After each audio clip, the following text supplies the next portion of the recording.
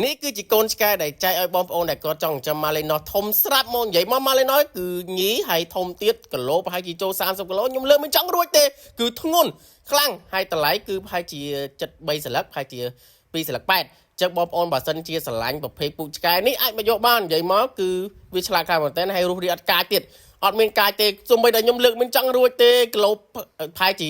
30គីឡូឲ្យដែរហ្នឹងណាណែមើលឲ្យហើយគឺស្អាតខ្លាំងមែនទែនពុកសុតពេលដែលការទិញមកហ្នឹងគឺប្រហែលជា300ជាង400ដែរតែឥឡូវគាត់ចង់ចែកវិញធូដែរតែតម្លៃមិនក៏មិនណយដែរប៉ុន្តែបើបងប្អូនស្រឡាញ់ប្រភេទពូជម៉ាឡេណូនេះ